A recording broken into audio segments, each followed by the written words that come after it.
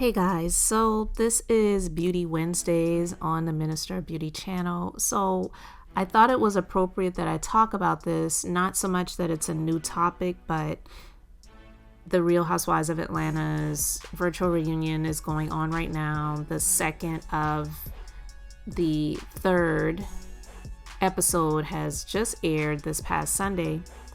And, it's not, again, a new topic, but Eva Marcille, she's definitely been called out in the past regarding comments that she's made about just people in general, but people who are on the show, people who are on the Real Housewives of Atlanta. And she's been called out before because she made mention about one of the friends of the show, Shamia, who is a darker skinned woman. And she, made a comment about Shamia being black, but not black with a Q. She's dark. And she didn't say it like that, but that is definitely what she meant. Because at the time, she was trying to be shady. And she and the other ladies were watching, at the time, one of the cast members on The Real Housewives of Atlanta who was in the group Black with the Q, UE, perform. And she wasn't really feeling Shamia because of some comments that she made prior to that. And so she wanted to be shady and she made a comment about her being dark skinned. Now, when she was called out on it, she said that that's not what she meant. She was saying, oh, well, that's not what I was talking about. What I meant was she's not in a singing group, which is like, okay, whatever. But on this season 12 of The Real Housewives of Atlanta, she had some other controversial remarks, and she was pregnant, not giving that as a pass or as an excuse, because a lot of times people might use the excuse of, oh, I was hormonal, I didn't mean it, I just wasn't really feeling great that day, the baby was just really pushing on my spinal cord, I don't know, and I was uncomfortable, and the drama was just intense, and I just let them have it. But she made comments because she was on a phone call with Cynthia Bailey, and Cynthia Bailey was just telling her some things that Portia Williams said about Eva and about, Kenya. And it was regarding a party that Kenya Moore was having for her daughter. And Eva was not comfortable for whatever reason bringing her daughter to the party because she just said she didn't know what type of energy was going to be there. And so she'd just rather not bring her child and have her child be around it. Well, it set Eva off when she was on this conversation with Cynthia. So she just really went there, and she said some things that were like, oh, okay. I am not here for this with these little nappy heads this year. I'm telling you, I will get all this South Central out on that ass. All right, so, you heard what she said. And the phrase nappy heads is something that can be very, very controversial. And it's one of those things where, like, it's the other N word. That's what I call it. It's the other N word, because it's almost like it's okay if you have a hair texture that may be coarser.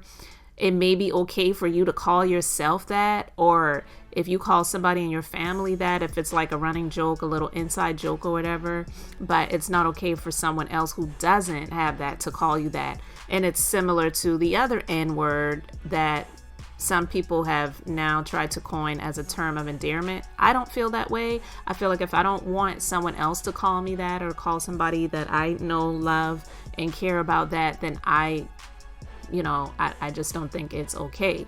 Now, there's shows that used to come on back in the day like Sanford and Son, and that's actually one of my favorite shows, favorite old shows to watch in terms of reruns, where he has been controversial, and he said that on network television many, many years ago. And back then it was like, whoa, but it was deemed to be funny and you laughed and whatever, but it's just simply not okay.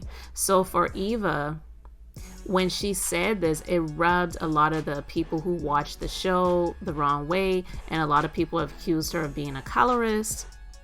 And so, I mean, she addressed the remarks, and she just was, trying to say, well, that's not, I wasn't trying to be that way. That's not really what I meant. And a lot of people have made comments about the things that, she said. There have been comments like, Eva with that nappy head comment rubbed me the wrong way. That B is a colorist. When Eva said, with these little nappy heads, it did not sit right on my spirit. It gave off colorism vibes, to be honest.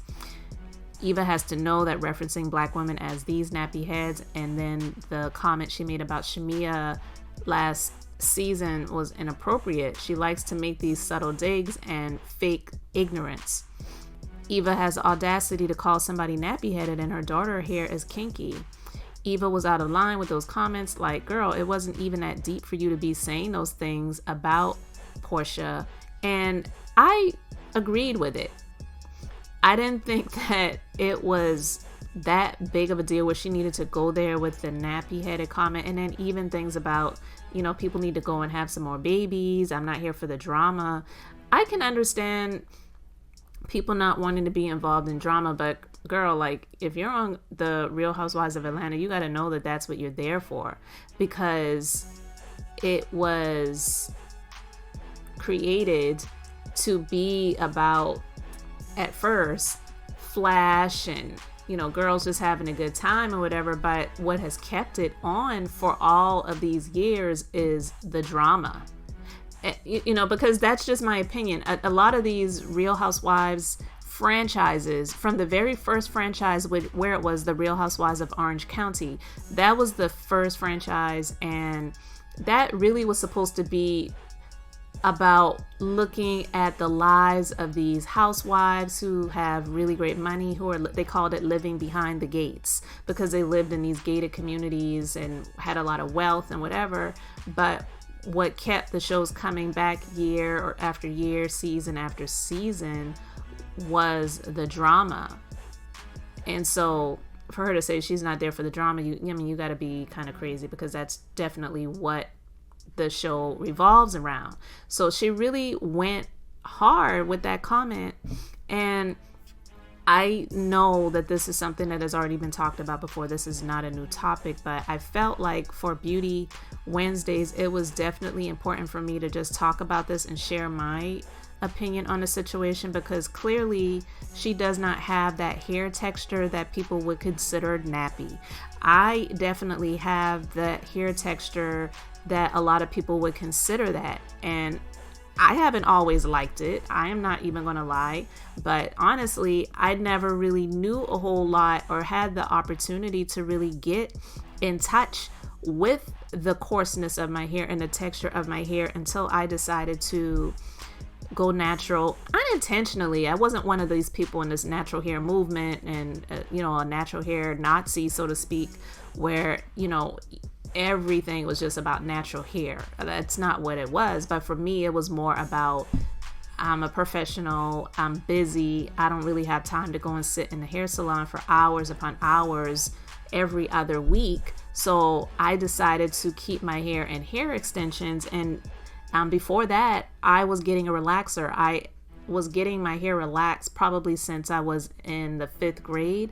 And it was because my hair for my mom, it was just too unmanageable, and she isn't a hairstylist. Actually, at the time, my aunt was a licensed cosmetologist. Back then, used to call them beauticians. So my aunt would do my hair a whole lot, and most of the time. And when it just became what they felt like was unmanageable, because they didn't really know how to deal with natural hair back in the day, it was really just about getting the hair straight. So we got relaxers, and back then we called them perms. So I'm probably revealing my age a little bit there, but it is what it is. I have that hair texture that is pretty hard to manage. Definitely very kinky, very coily. I don't enjoy having to do my hair, but that's just what the hair texture is that I have. It's what it is. And I'm also not one of these people that like to do hair videos and all of that stuff. I try to do what I can when I'm able to. If I'm not able to get in to see a professional stylist, I honestly would prefer to have somebody who could do my hair on a very regular basis professionally as much as possible. And if I was a celebrity, that would definitely be one of the things that I would make sure was on my budget, budgeted list to pay for. But her daughter does have hair texture that is more like the father's than hers, I would say. She does have her daughter's hair in dreadlocks. I don't really know whose decision that was to make, but let's just face it. I mean, dreadlocks are usually not done on hair that is not so-called nappy or kinky or coily. And those who do get dreadlocks, whose hair is not like that, they have to really do a lot to try to keep their hair, honestly, it just looks more tangled than it does like dreadlocks, but that's another story. But she wears a lot of the faux dreadlocks and, braided styles and, and that stuff like that. But she really should not be talking about nappy heads, nappy hair. It's not something that she has. So if it's not something that she has, it's not something that she can really relate with, unless it's about, her daughter. I mean, come on. Are you calling your daughter nappy head? I don't think that she's doing that. And, if you all remember Don Imus, who is now deceased, he had a radio show and he got suspended for a period of time because he made some comments that were definitely seen as controversial and very disrespectful years ago. Back in 2007, he made a comment about the Rutgers University women's basketball team, and I'll just play what he called them. Girls from Rutgers, man, they got tattoos and some hardcore hoes. That's some nappy-headed hoes there, I'm going to tell you that now. Oh, man, that's some... Ooh. And the girls from Tennessee, they all look cute, so kind of like a, I don't know. Spike Lee thing. Yeah. The Jigaboos versus the Wannabes. Yeah, that movie that he had. Yeah, it was a tough. Do the right thing. I don't know if I'd have wanted to beat Rutgers or not, but they did, right? Thank you all for your support of the channel and the podcast. Thank you so much for liking, commenting, sharing, and subscribing. This is the Minister of Beauty, here to share the Bible. That's business, inspiration, beauty, life, and enjoyment. And until the next episode, have an amazingly blessed and beautiful day.